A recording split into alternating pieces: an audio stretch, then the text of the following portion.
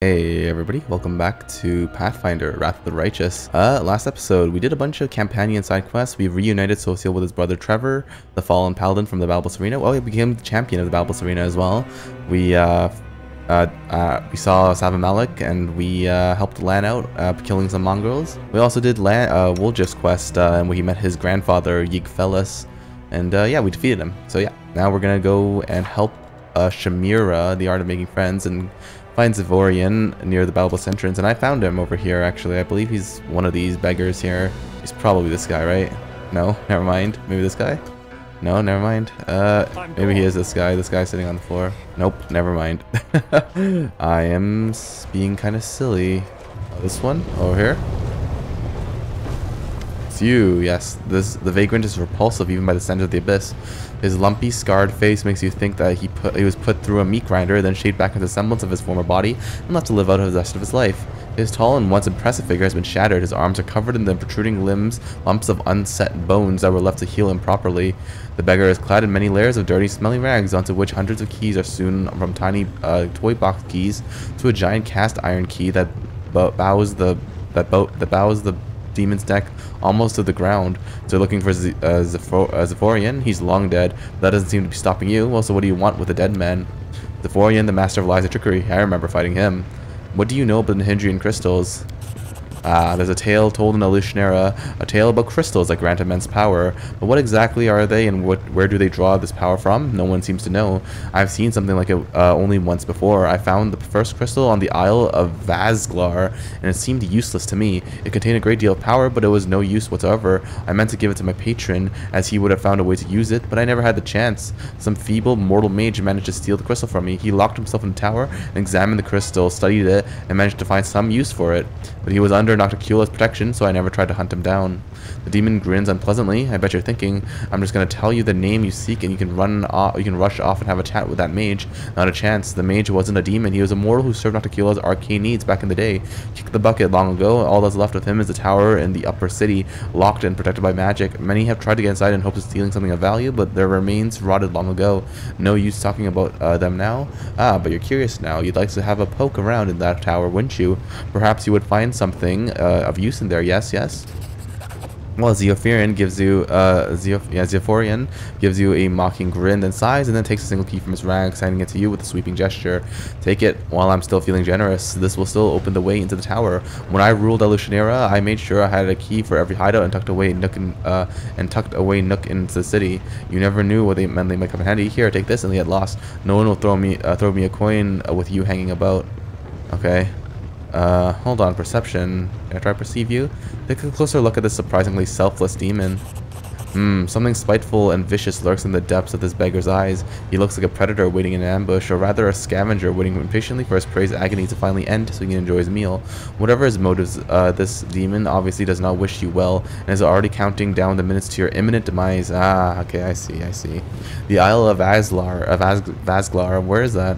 Yes, Vazglar, the wild place, an island in Ishiar, deserted. No one really cared about it. A secluded lair there where I kept all sorts of nasty tricks from Nocticula. Anyone who found my den could make a tidy profit, but not so long ago the island sank unexpectedly.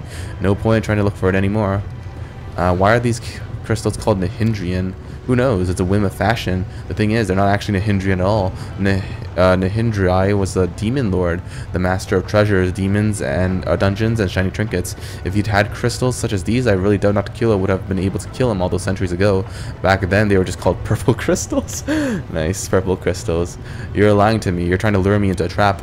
The demon's ugly mob breaks into a malicious grin. You'll probably die there, or maybe you won't. You'll find out what Shamira wants. It was Shamira who sent you, right? She was the one who turned me into Nocticula back in the day, and now she wants to topple her mistress and take her place, just as I once tried to. That's why she wants those crappy crystals so much. So be it, I say. Whoever loses the fight, I'll be the winner, and I'll savor the outcome. You, Shamira, and Nocticula, may you all drop dead, tear out each other's throats, and strangle each other with your own intestines. You're all scum, and I'll piss on your corpse as they float on an ocean of your blood. Share your knowledge with me. I know a lot about Alushinyrra. Okay. How to survive? Okay, no, that's fine. I don't think I need this. You've fallen so low, I wonder if anyone will notice if you're dead. The demon straightens his broken shoulders and becomes much taller than he was a moment ago. Oh, how I love arrogant fools. Did you think that just because Nocticula managed to beat me, some Golarian dimwit would be able to do so? Well then, bring it on. Okay. Maybe I shouldn't have pissed him off, but we'll see. Hey, is he a foreign? Never mind, you're so weak, bro. What the hell? You're shockingly weak. Okay. Well, I guess that's that. Get inside the mage towers in the upper city. Alright, that's where we're going next then, right? Oh, okay, so this floating platform comes in, and I get to, that's the mage's tower. Nice, okay. Finally, gotcha. Found you. Oh, look at this. I rang a doorbell, and a storyteller came out. Nice. Clutching the door handle, a skinny figure falls through the soap bubble. The bubble contracts, then pops, dissolving to thin air. The door slams shut. Cautiously touching the stone floor, the unexpected guest rises slowly to its feet. It seems that the storyteller, for it is undoubtedly him, is quite surprised. Hey, storyteller, how you doing? The storyteller's head swivels around in bewilderment, his hands reaching to examine everything around him. Where am I? How did I get here? Who's there? I remember the sound of that breathing. Mickey Mouse, is that you? Oh, thank the gods, it is you. Where are we? And if you don't mind my asking, what brought you here? Why did you need this portal? Thanks to you, I now remember that in the past I was the court mage of the Lady in Shadow. It was probably then that I created this portal to conveniently travel from the Abyss to Galarian. How did you get here? The storyteller listens intently to the sounds coming from the city. A good question. Judging by the demon speech I hear, we are in the Abyss, correct? Then I suppose I was brought here by a portal. I was most likely activated by you. This portal must have been charmed specifically to deliver me from wherever I may have been. I hope it will send me back the same way. You are unlikely to have charmed in this way. If you had, you wouldn't be so surprised by my appearance. This means the spell was cast in the past. In my past, I'm the one it's looking for. I have to admit, this finding is quite intriguing and perplexing, but this place where we are, it's a tower, yes? I'm right, a tower. I came here looking for information about certain purple crystals, but I found you. The storyteller nods with understanding. You were looking for the heart of the tower. Yes, I studied its capabilities here in Alushinyrra. You must have seen the socket it was placed in. Unfortunately, the details of my research are hidden from me by the gloom of oblivion. Perhaps if I laid my hands on such a crystal, I would see something else in my past. Do you know where to get one of these? Do they come from mines or maybe from the bottom of the sea? The elf takes out a delicate compass from his bag, a needle of which is slowly but constantly spinning. I sense the power we are looking for. My hands have touched it in the past. In the past, I do not remember. I think a little divination will come in handy. I can set this little trifle to help you. Explore the caves here when you are near the crystal. The compass will let you know. What do you think of Gallifrey ordering me to go to the Abyss? The storyteller purses his lips. I'm not a politician or a military leader. I've seen all sorts of in my life. That's why I have some experience and know a different stories. The story I'm watching now, it did not strike a chord with everyone. There are many in Dresden who are saddened by your departure for the Abyss. There are even some among who say, though in a whisper, that Gallifrey was envious of her commander's glory and was in a hurry to be rid of him. But most do not think this. The majority praises the queen and expects her to lead them to new victories over the demons.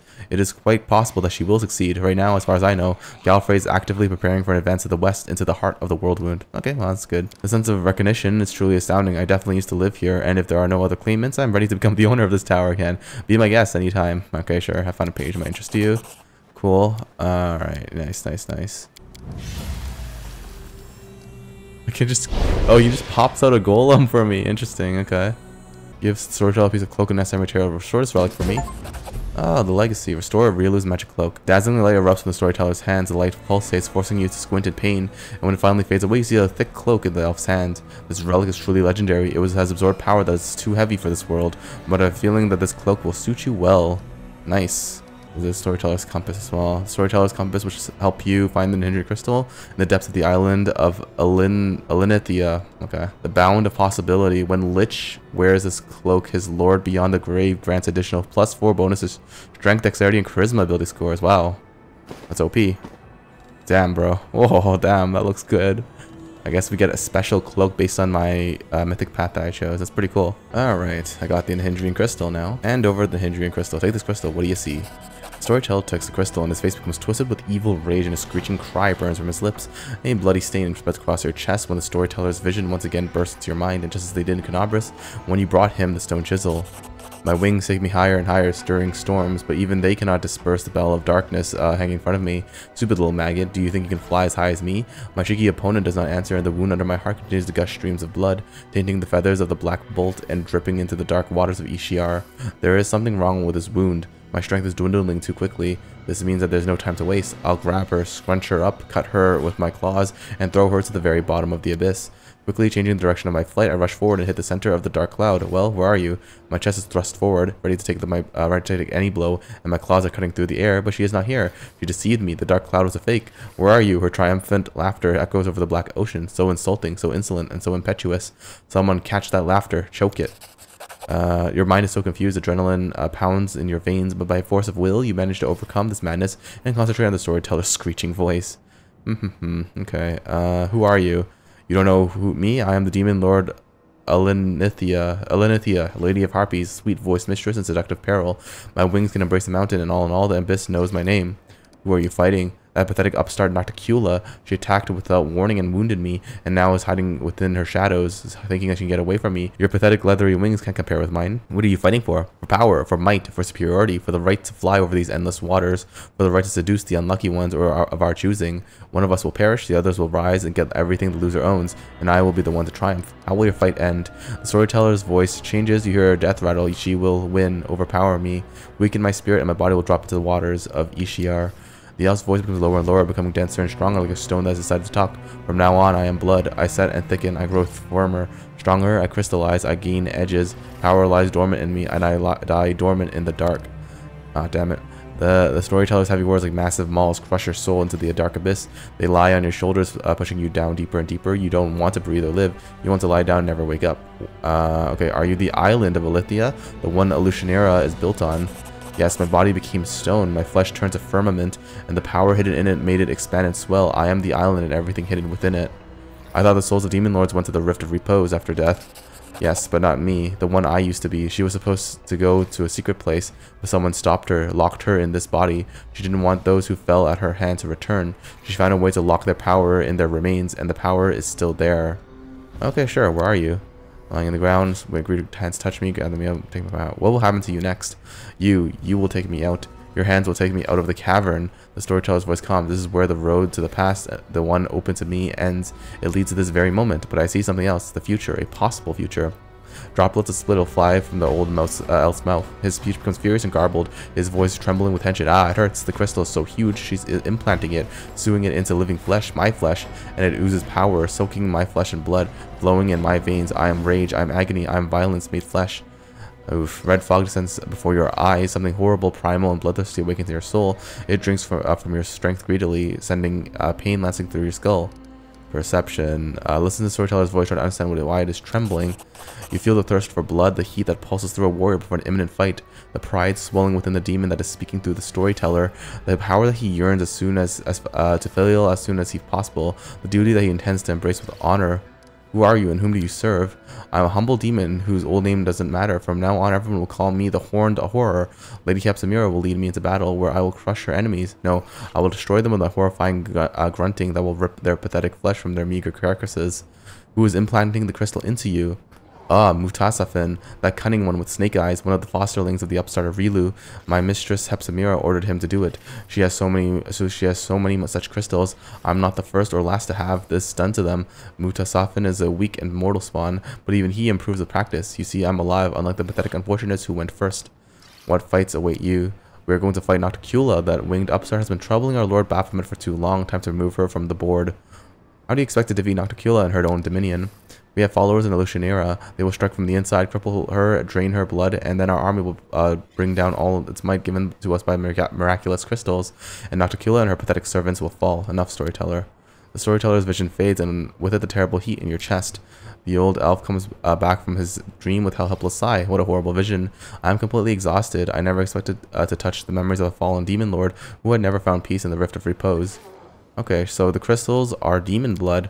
Yes, hardened blood in which the spiritual power of the perished demon lord is sealed. In this case, the power of Alinythia. The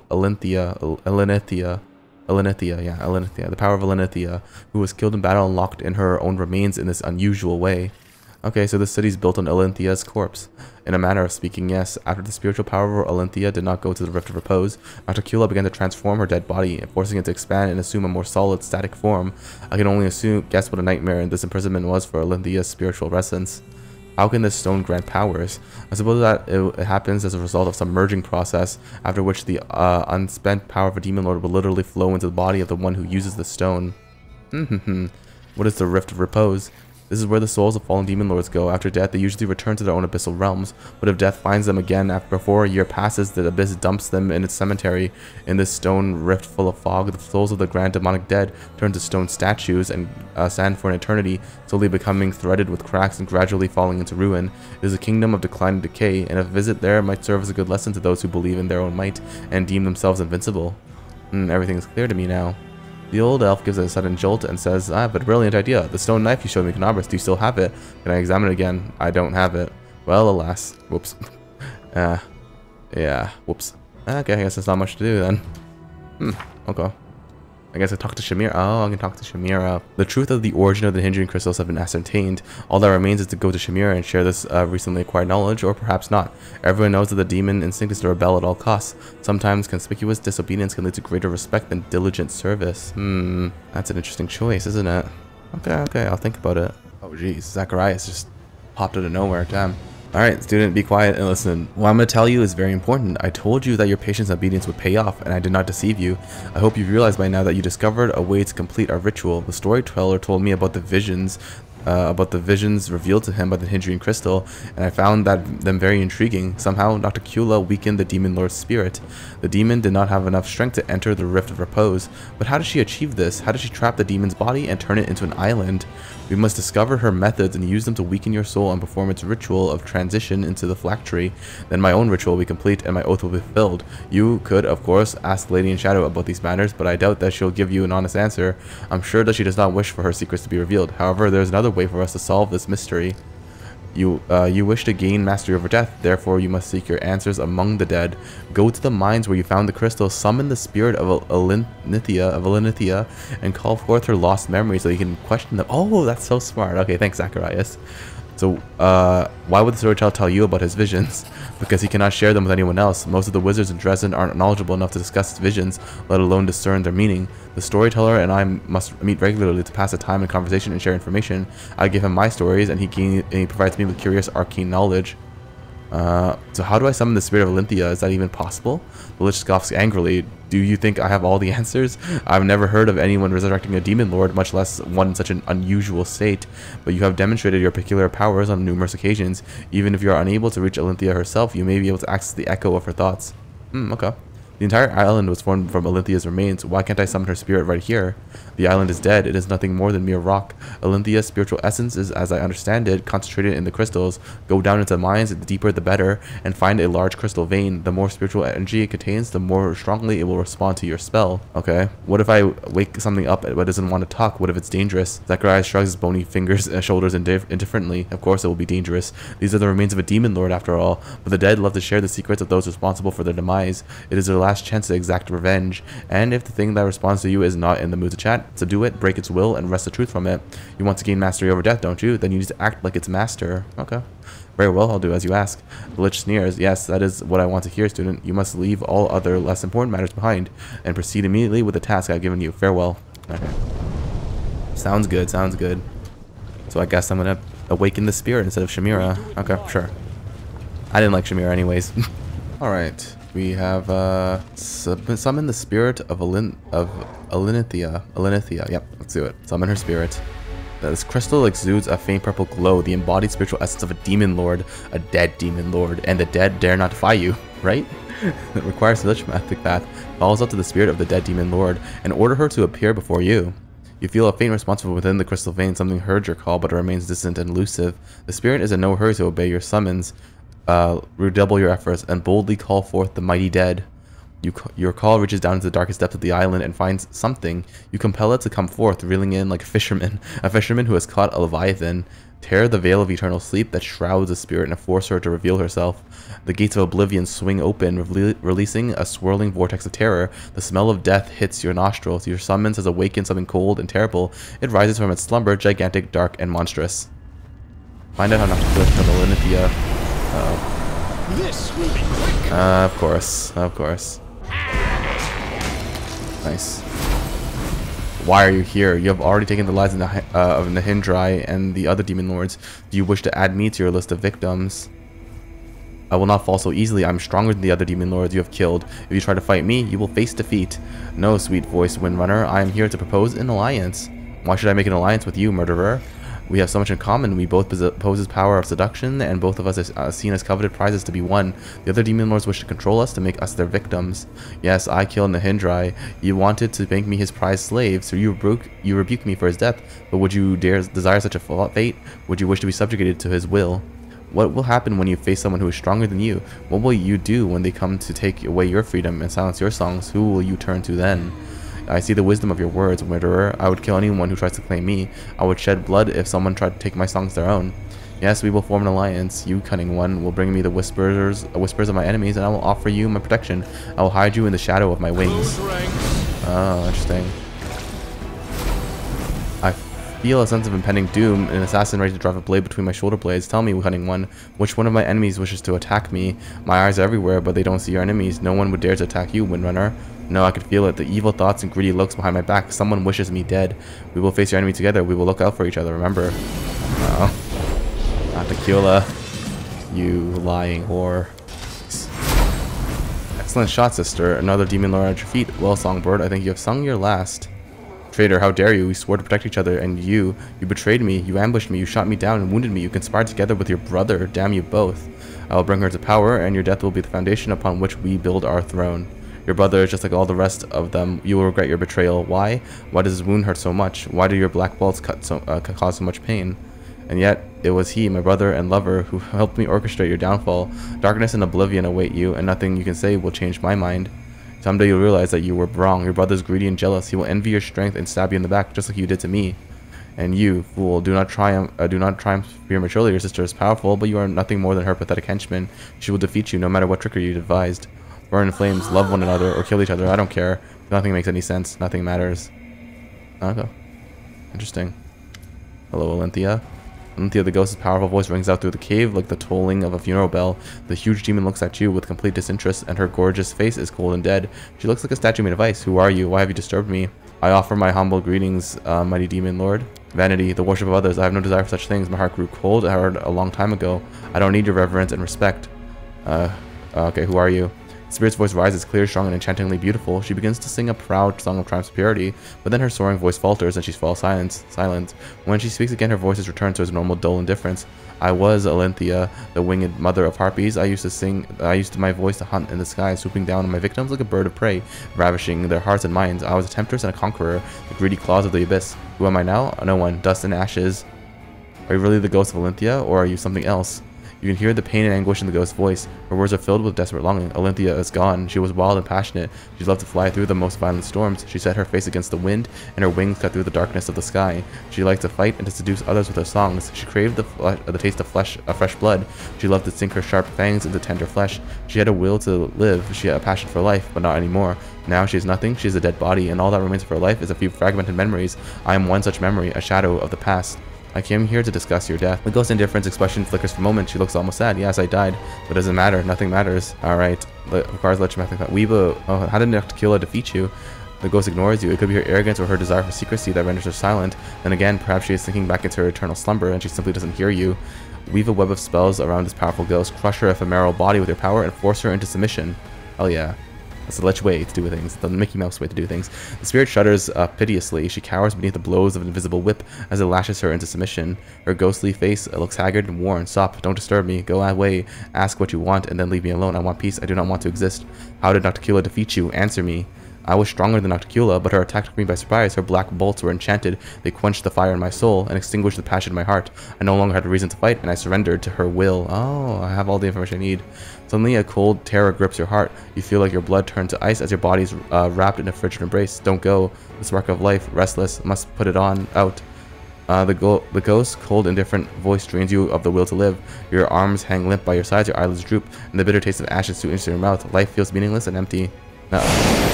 Instinctively, you lash out with your mind, severing the connection. The ghost is engulfed in green flames and returns to nothingness with a terrifying cry. The howling wail echoes throughout the cave and across the abyss. The terrible sound is enough to give a splitting headache to every magic-sensitive creature who hears it. Silence. Alinythia's wailing cry. Oh crap, my necessarily dead. Oh, I did it! Wow.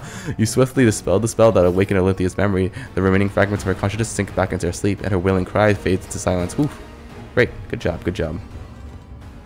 Oh, these are actually real bodies. Okay. Alright, back to the Storyteller, and tell Zacharias I have news for him.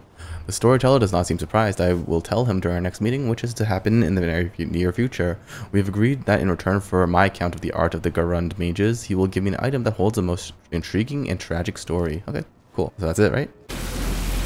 Ah, Zacharias, the Storyteller told me that you had news. Did you complete the task I gave you? Nocticula extinguished the passion in Alynythia's heart.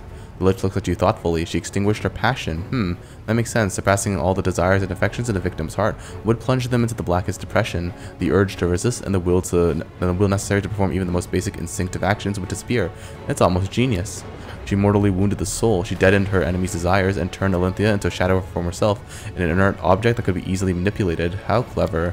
Tell me, student, why do you think Nocticula attacked Alinythia in this way? Did she suppress Alynthia's rage in order to make her weak?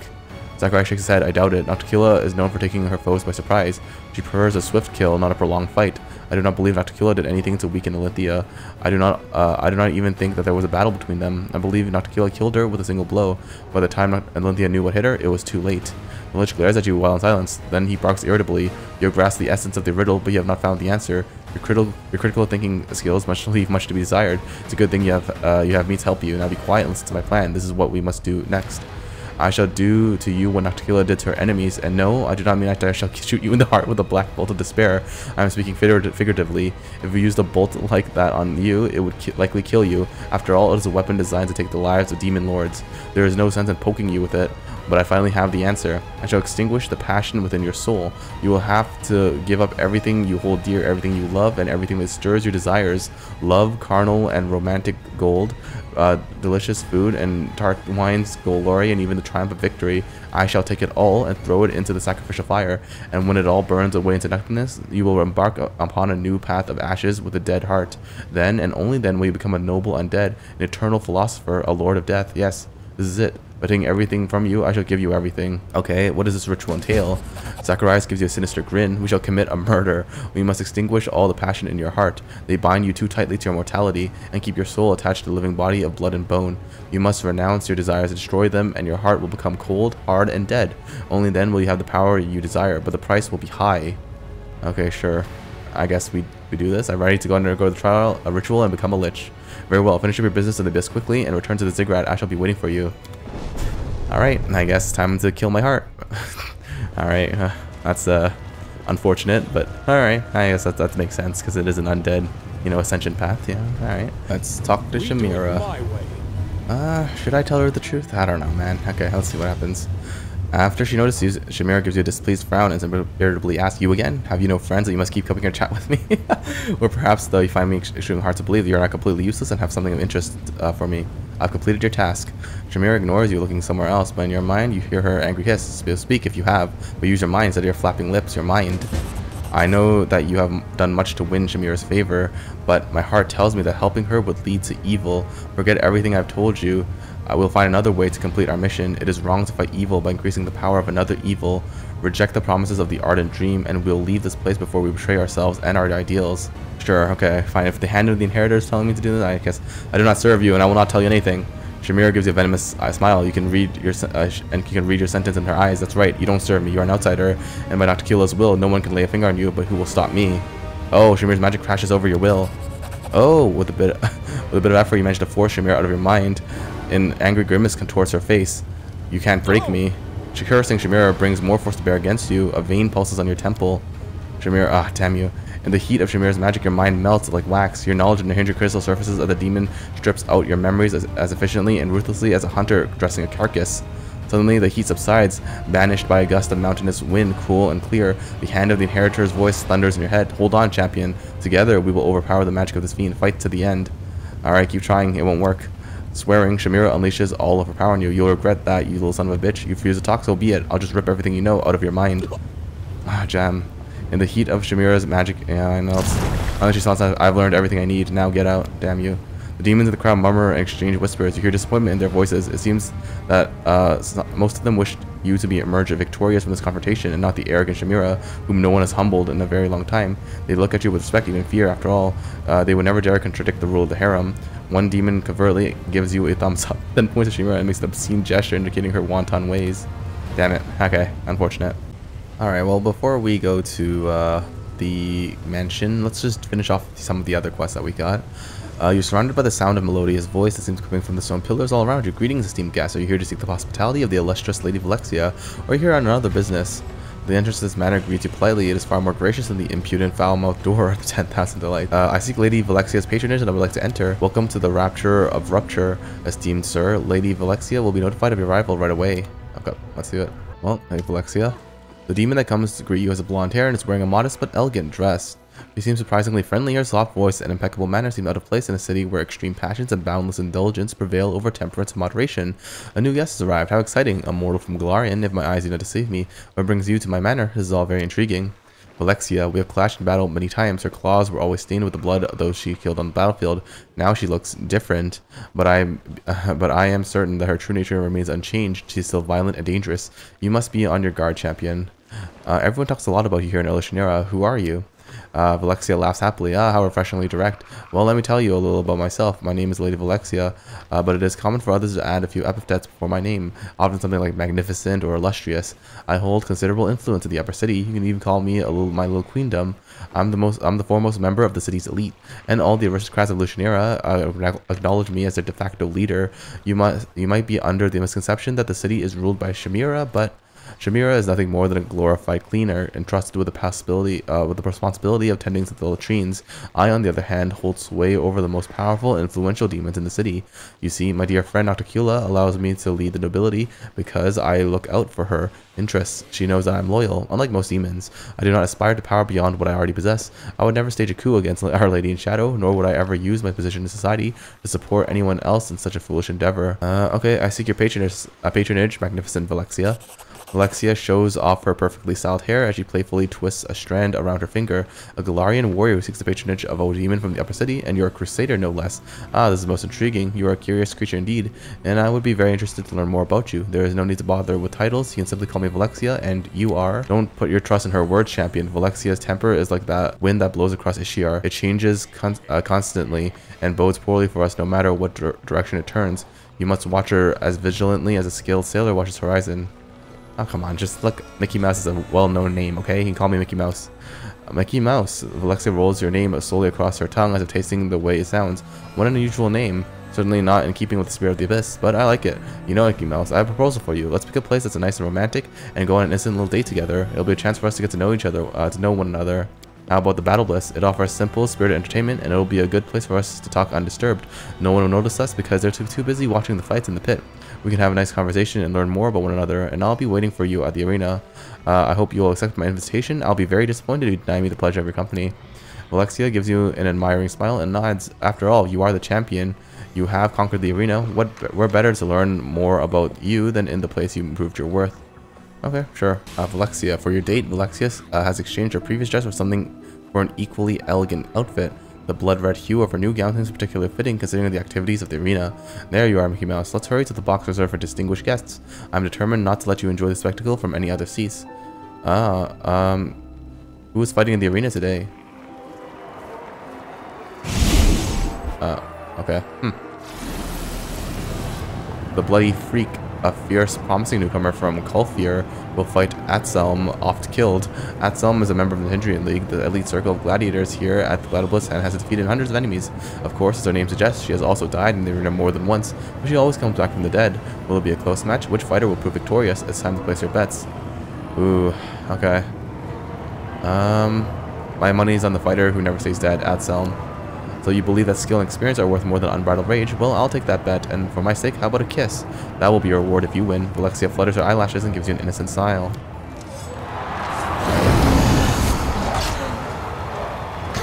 Uh-oh. That's not... It's looking kind of one-sided. Oh, no. Oh, no. Damn you. Damn it, Atselm. A fierce battle unfolds in the arena. The Bloody Freak surges forward, launching into a brutal attack against Atselm. Atselm desperately tries to resist the onslaught, but the Bloody Freak is relentless. He strikes one fierce blow after another, showing no signs of exhaustion or fatigue as he bears down on his opponent. Atselm attempts to fight back against her enemy with quick, sudden movements, but fails to find an opening. Her movements begin to slow and her footprints leave behind a crimson trail of blood. Vellexia observes you closely. Her eyes sparkle with lively curiosity, and you are forced to turn your attention away from the fight as she speaks. Slavery is the cornerstone of our life in the Abyss, and gladiators' fights are a popular source of entertainment. How are such shows perceived on your homeland of Golarion? What is your view on slavery? People hold different opinions about slavery in Golarion, but it is forbidden by the law in many places. Vellexia looks slightly perplexed, but if these laws dictate the will of others, they restrict freedom. How is that any different from the chains and shackles of slavery? This is also complicated, but so exciting at the same time. I'd like to learn more about your world. Oh no. Okay, there it is. There it is. The retaliation. With a victorious growl, the bloody freak hurls himself recklessly at his rival, who appears to be exhausted from her wounds. However, Atsum was merely feigning weakness as she dodges at the last moment and strikes a resounding blow. Blood gushes from the demon's wound, and his growl of rage gives way to a howl of desperation. Vellexia glances disinterestedly at the arena and then returns her attention to you. She is clearly more interested in conversation than watching the fight. Nevertheless, even Golarians who are not enslaved are often forced to fight by those in authority, yet they still charge into battle with as much zeal as those two gladiators down the arena. So tell me, what gives them the motivation to fight? What do they hope to achieve? Whisper to the hand of the hair. What do you think of Vellexia? The angel's voice is tense. It's as if he's expecting to a fight to break out at any moment. She's too gentle, too placid. Nothing at all like she used to behave in battle. No, when we fought one another, she was never meek and gentle. She was a flurry of rage and angry curses. This masquerade, these tricks of hers, it all seems very suspicious to me. Those with honor will follow the orders of their sovereign and fight because it is their duty. The demon muses thoughtfully to fight simply because something within your soul demands that you give your life for another. How incredibly strange and intriguing. Okay, Atsum seems to be doing well. Hell yeah. Atsum, no longer putting up a pretense of weakness, advances against the bloody freak, dealing him several painful blows. She strikes with precision, drawing blood but never delivering a fatal blow. The audience goes wild as Atsum toys with her opponent, and the smell of blood hangs heavy in the air. There is no doubt that the merciless symphony of violence being played out in the arena will soon reach its deadly crescendo. Uh-oh. Now he's gonna punch back. Oh. Ah. Damn you. The bloody freak isn't finished. He lets out a monstrous, bloodthirsty howl. It reverberates around the arena as he channels his powerful range into one last brutal attack. He strikes as swift as lightning, and Atsum's flurry of blows is brought to a sudden halt. She sways slightly, then doubles over as if embracing the blade that just plunged through her body. Then, with another primal roar, the demon cuts her down, dispatching his weakened opponent with one powerful strike. Vellexia watches Atsum closely. She muses thoughtfully. But every warrior will meet their death eventually. How do Golarians face the end of their life? Are they scared of death, or do they despise it, or do they welcome it as a friend? Yeah, well, there is no reason to be afraid of a worthy death. Vellexia nods approvingly. I love bravery. Cowardice and insecurity are so dull and predictable. Only true courage leads to unexpected results. The screams and howls of the crowd are deafening. The bloody freak, oblivious to his numerous wounds, basks in the admiration of the audience. The arena's master's voice rings out across the battle bliss. All hail the winner. Hail the bloody freak. Well, looks like you've lost our little wager. So what reward should I claim from you? I've got something in mind. I'll accept your solemn oath, and that you'll come on another date.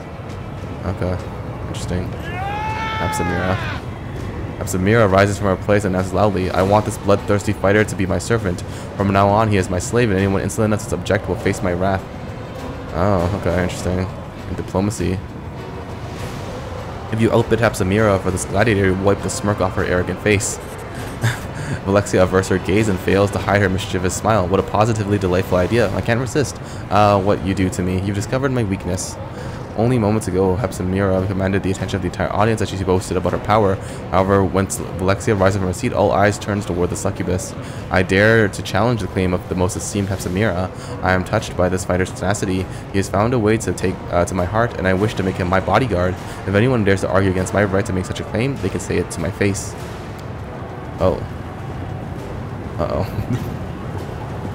That's a fight. The arena master glances cautiously at Absamira, then he turns to Vellexia and gives her a respectful nod. The crowd erupts into jeers and shouts, clearly enjoying the public humiliation of Baphomet's daughter.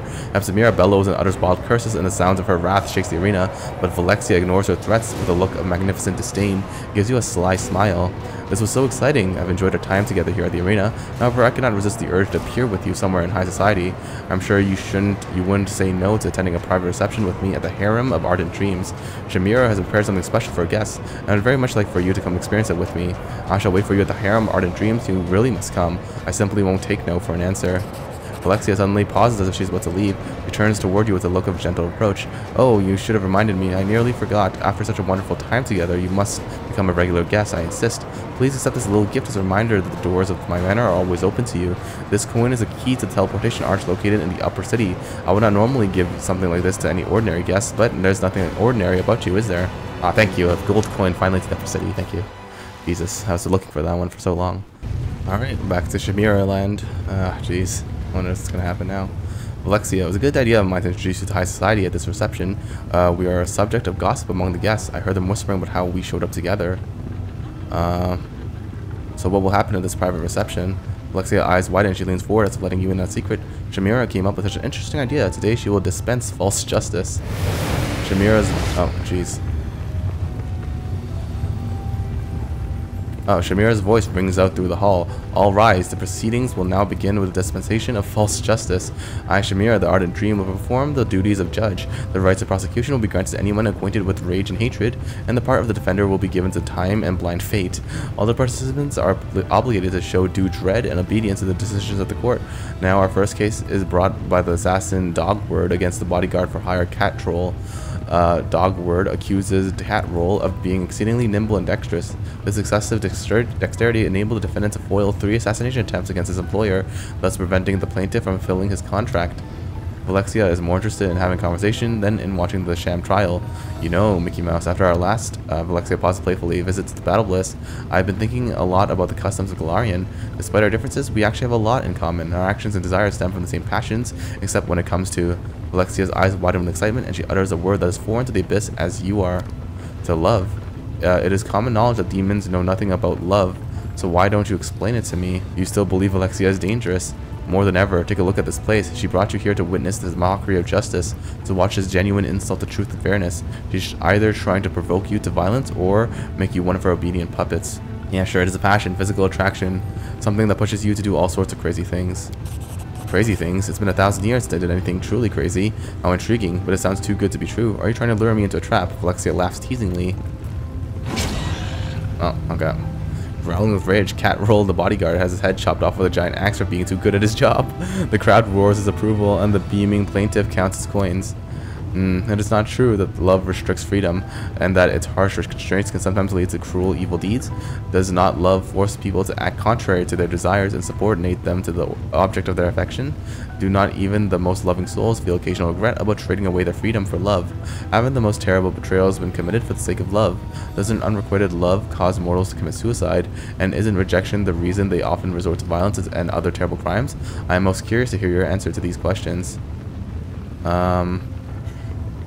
Yes, when a mortal cannot control their emotions, their love can become a devastating force. That's why the feelings and emotions of the heart must be governed by the logic and reason of the mind. The demon looks at you more closely. You speak of love as if it were a weapon. A true warrior respects their blade because it is capable of cutting down enemies and careless owners alike. You treat love as carefully as you would a sword. The execution has the audience in an uproar. The demon howls their approval, and Alushinyrra has to raise her voice to be heard above the noise. Next, we'll hear the case of Varsa, the Nose Cutter. He attacked 2 of Alushinyrra's visitor from another plane, even though the great Nocticula made it clear that they were taken under her protection.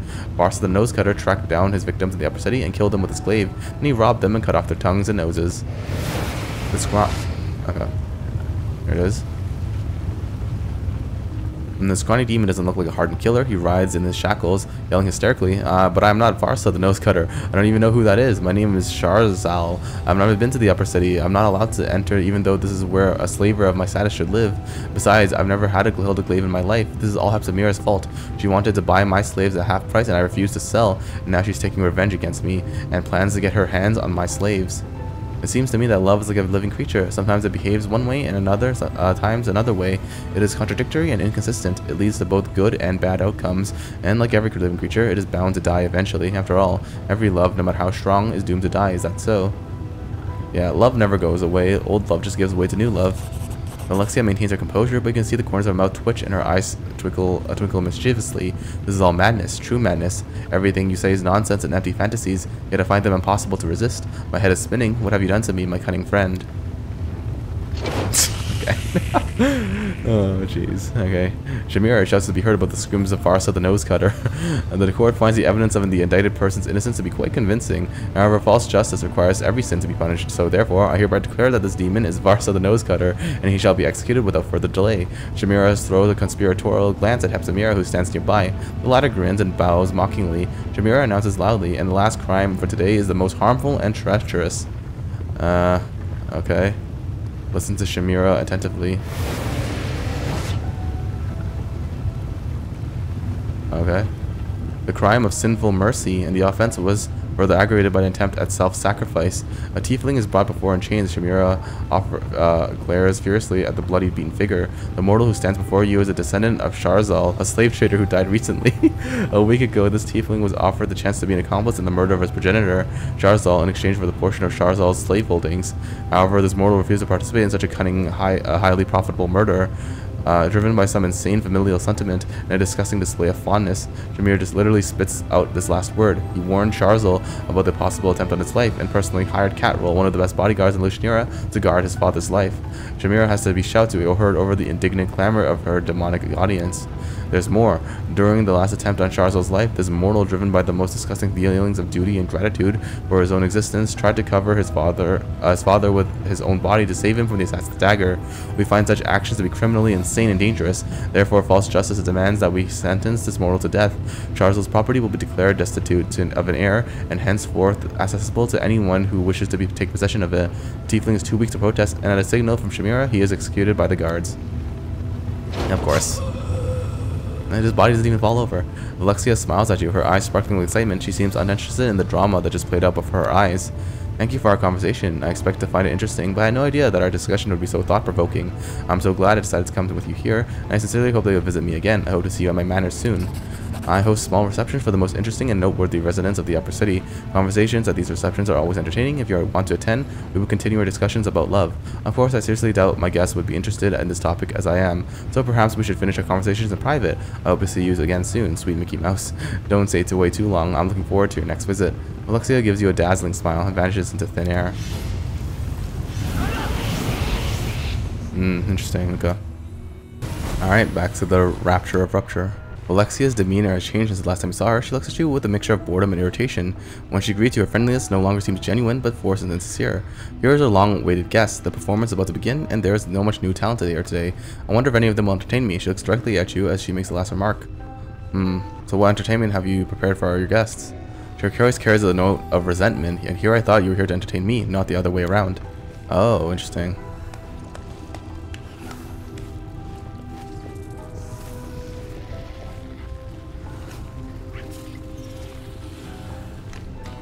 Oh, he's dancing?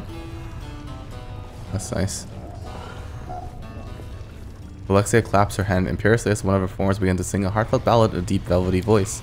Vellexia looks tired and her eyes are full of sadness. There's a wistful note in her voice as she asks, "Tell me, how did you end up here in the abyss? You are not one of us. Our ways are foreign to you. Why did you come to our world?" Whispered to the hand of hair, "What do you think is going on?" The hand's voice is grim. This is the finale. The performance is about to end. As I've already told you, Velexia's temper is volatile, and now you can see the proof of my words. She has grown tired of her new Galarian companion, and will unleash her anger upon you at any moment. If you can surprise her, you might buy yourself some time. Otherwise, you should be prepared for a fight. We are now in the wild creature's lair, and our enemies have us cornered. Okay, interesting. You've invaded my world. Now you'll reap what you've sown. Vellexia sounds slightly disappointed. So you only came here to seek revenge? How predictable. I'd hoped for something more original. The demon interrupts the ballad with an impatient clap of hands. The singer quails beneath her imperious gaze and hurries away. Another performer steps forward, dressed as a jester.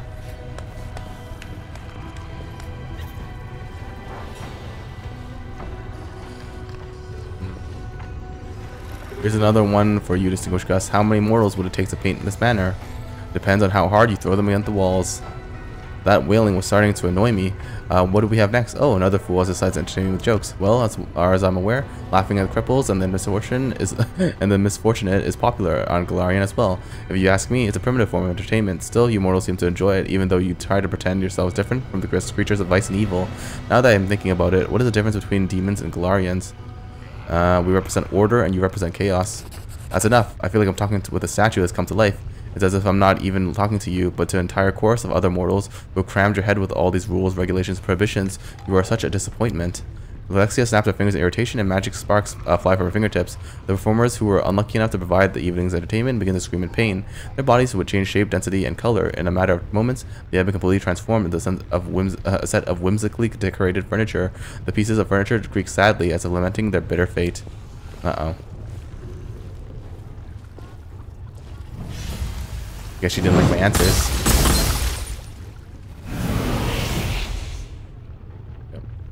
Velexia's face contorts violently. Her beauty disappears and her features transform into something wild and animalistic. Her jaws expand, revealing her horrible teeth. Guards, kill him. If you can't amuse me in any other way, at least you can entertain me with a fight. Alright, sure. Alright. If this is how it's gotta be. Oh, okay. Nice. Vellexia regains her beautiful appearance. She wipes the blood from her pretty face as she screams desperately. Mercy! In memory of the sweet memories of intimacy that we shared together, do not kill me. I think you've lived long enough. Finish the demon off. You lived long enough. See ya, Vellexia. GG. Oh, all the people came back. Huh. Interesting. Can I get out of my wolf form? No? I'm still a wolf, still polymorphed. Okay, well, that's it then. I thought I was gonna have a friend, but I have more enemies and corpses now. That's the life of a Mickey Mouse, I guess. Okay. Arushale kneels before the dead Azada's body. She closes her eyes and plants a kiss on his bloodied forehead. Forgive me, Demalchio. Forgive me and farewell. Let's go, Mickey Mouse. Succubus wipes away her tears. There's nothing left for us here. I'm sorry it had to end this way. Thank you. I hoped I could make things right, but the harm I caused was already irreversible. It's all my fault. There's nothing I can do about it now. Arushale shakes her head ruefully. What just happened here? Everything he said, I need to reflect on it. I want to talk about it, but not right now. Later, when I've had the chance to sort out my thoughts and emotions. Okay, well, that's that. Alright, I think Arushale wants to talk to me, right? You want to talk about what happened at Demalchio's manor? Yes, I thought a lot about what he said and then I understood. Wait, I think it would be easier to show you instead of trying to explain everything. Will you follow me into my dream again? Sure, let's go. Thank you. Arushale takes your hand in her small, searing palm and the world around you begins to fade. Alright, here we go. Going into people's brains again. Always a great time. Arushale's dream is filled with smoke. Cold, ghostly fire is devouring the dreams of others she has collected. Tears are flowing freely from her eyes, leaving faint trails on her suit-stained tears. Why is everything on fire? Because I don't believe in any of that anymore. Do you remember what we saw at Demalchio's manor? What he said about the dreams coming true? Food, riches, the demise of his enemies? The teary-eyed succubus looks at you. Desna asked me what I dreamed of. I tried to find an answer. I truly did. But look, are my dreams any different from the desires of a demon? What's changed? What's the name of that bird that grabs everything shiny and carries it off to its nest? A goldfinch, right? I'm just like a thieving goldfinch that spies on people's dreams and hoards them away. But doing that hasn't changed me at all. I'm still the greedy, cruel, lustful demon I've always been. Other demons don't dream. That's true, but this is my dream, and it's full of things that demons desire in reality. Well, that's not true. You're not like other demons. You do good. I force myself to do good every day. I help mortals. I protect them from other demons. But can my actions change my inner nature at all? If I'm still a demon inside, then what does it matter? What if without even knowing it, I'm simply ingratiating myself with you so I can seduce, betray, and murder you? I don't want that, but my black heart does. So what are you gonna do now? Now, Arushale looks at her burning dream with sadness. I have to start anew. I still have my own dream. I will cleanse it of others' desires and try to find my own. Arushale cradles a tiny flame in her palm and watches it dance on her fingers. I was so happy to receive my own dreams, and now it's so difficult to get rid of them. Will you help me destroy all of this? I fear I won't manage on my own. Okay, time to burn it down, boys. Wee. They're just instant flames. Yeah, sweet. Alright, what did she say again? Hold on. Thank you for giving me this dream, Mickey Mouse. It's a beautiful dream, but it isn't mine. Okay, I see. Arushale's dream is swallowed by flames. Ribbons of smoke drift away, carried by an intangible wind.